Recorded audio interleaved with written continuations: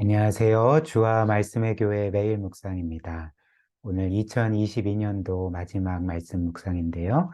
오늘은 시편 7편 말씀 함께 또 보며 하나님의 은혜 누리도록 하겠습니다.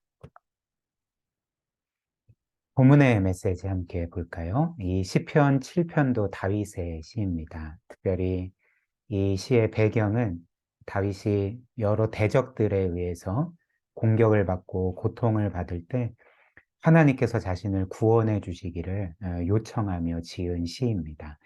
1절과 2절 함께 보겠습니다.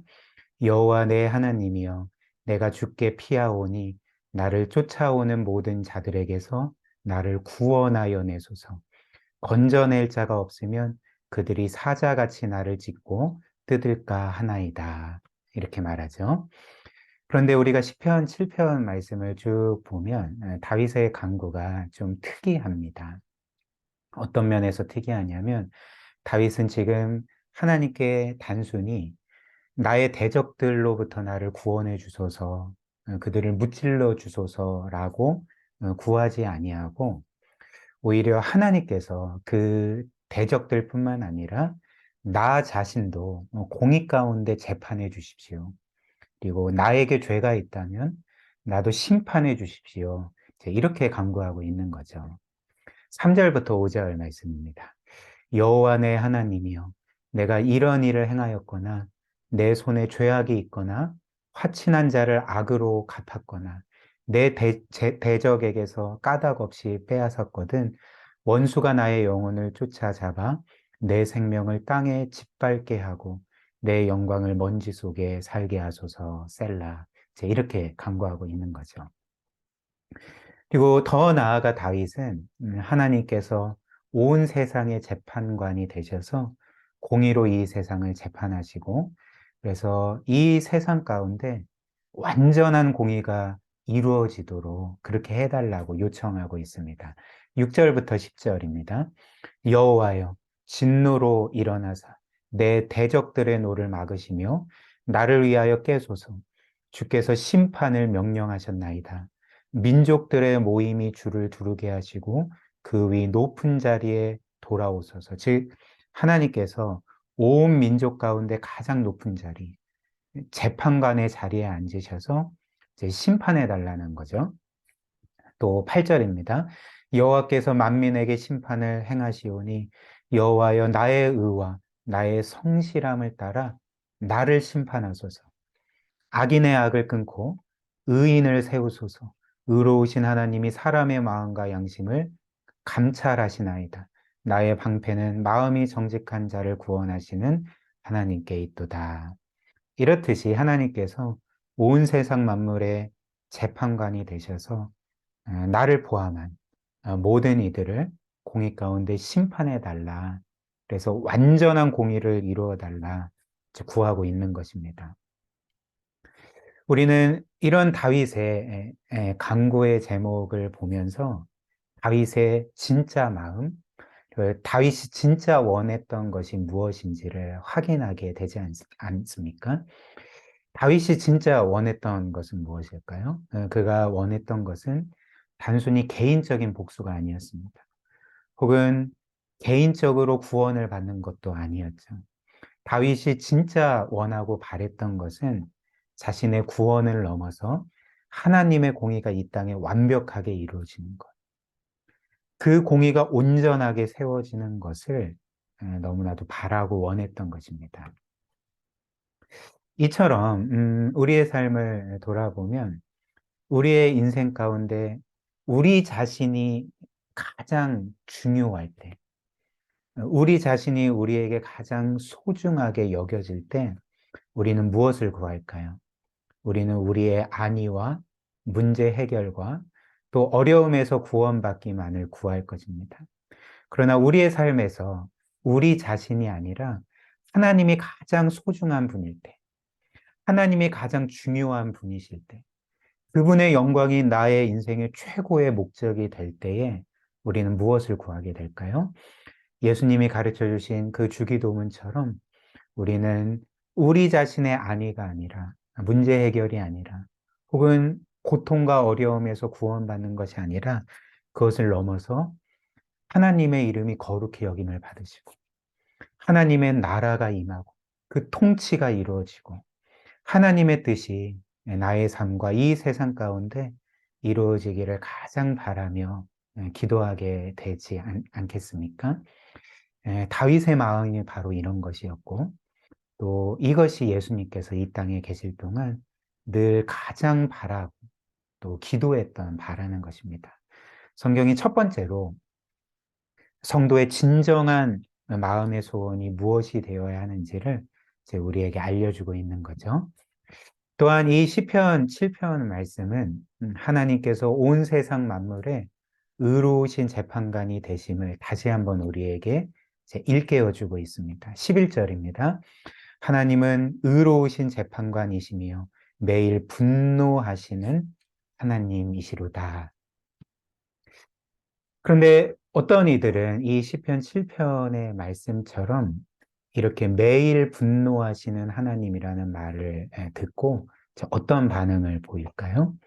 아마 그들은 하나님을 피도 눈물도 없는 냉혹하고 무자비한 분인 것처럼 그렇게 생각할 것입니다.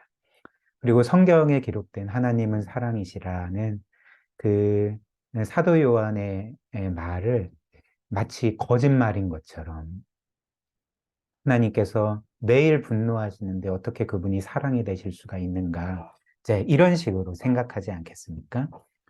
그러나 결코 그렇지 않죠. 하나님이 사랑이신 것은 분명한 사실입니다. 그리고 하나님이 사랑이시기 때문에 완벽한 사랑이시기 때문에 그분은 반드시 죄에 대해서 분노하셔야 되고 그 죄를 의로움 가운데 심판하셔야 되는 분이라는 것입니다. 예를 들어 볼까요? 우리가 고백하는 것처럼 하나님은 창조주이시고 온 세상 만물의 왕이시고 재판관이십니다.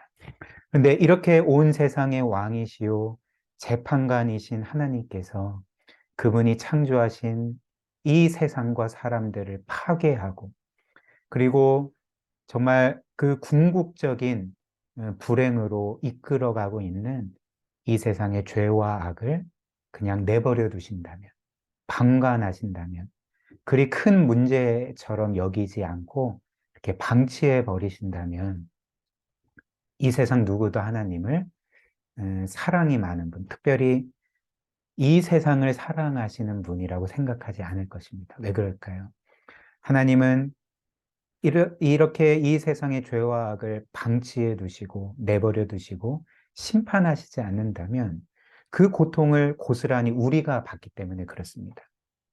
그런 하나님을 누가 이 세상을 사랑하고 우리를 사랑하는 분으로 생각할 수가 있겠습니까?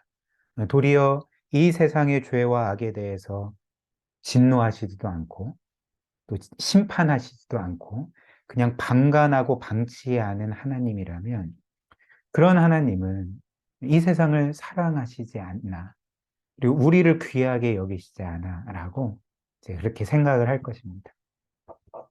그러나 그렇지 않죠. 성경이 우리에게 말하는 것처럼 하나님은 이 세상과 우리 사람들을 그 어떤 것보다도 사랑하십니다. 그래서 하나님은 이 세상을 사랑하시기 때문에 이 세상과 사람들을 파괴하고 영원한 파멸로 이끌고 가고 있는 그 죄와 악에 대해서 또 끝까지 회개하지 않은 그 악한 자들에 대해서 매일 진노하시고 결국 공의롭게 심판하시는 하나님이시라는 거죠.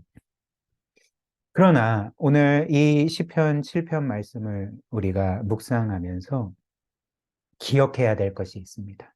하나님의 사랑은 단지 죄에 대해서 매일 진노하시고 그 죄를 공의롭게 심판하시는 것에서만 머물지 않는다는 것입니다. 거기에서 멈추지 않는다는 거죠. 하나님은 너무나도 사랑이 많으시기 때문에 이 세상의 죄와 악을 완전하게 해결하시기 위해서 어떤 일을 행하셨을까요? 우리 대신 그 외아들 예수님을 그 죄에 대한 대속 제물로 심판하셨던 거죠. 즉, 이 세상 마지막 날에 모든 것들을 심판하실 궁극적인 심판자이신 그 외아들 예수께서 우리 대신 심판받아 죽으심으로써 우리의 죄를 해결하시고 우리를 구원하셨던 것입니다. 즉 심판자이신 하나님이 우리 대신 심판을 받으심으로 우리를 이제 구원하신 거죠. 사랑하는 여러분, 그렇다면 이 세상에서 이런 하나님을, 온 세상의 심판자이시지만 우리를 구원하시기 위해 심판받으신 하나님을 누가 냉혹하고 무자비하고 피도 눈물도 없는 분으로 말할 수가 있겠습니까? 네, 결코 그렇지 않죠. 그 하나님의 사랑에 우리는 놀라워할 수밖에 없고 그 사랑의 영광을 찬양할 수밖에 없게 되는 것입니다. 그리고 우리는 이처럼 예수 그리스도의 그 십자가를 바라볼 때, 궁극적인 심판자가 심판받은 그 십자가를 바라볼 때 우리는 하나님의 무한한 사랑과 공의를 볼 수 있고 그 사랑과 공의가 어떻게 조화를 이루는지를 보게 되는 것입니다.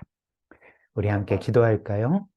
우리 주기도문의 간구처럼 늘 하나님의 이름의 영광과 하나님의 나라와 통치가 임하고 그 뜻이 성취되는 것이 우리의 삶의 가장 큰 열망이 되도록 그런 은혜를 우리에게 달라고 함께 기도하고요.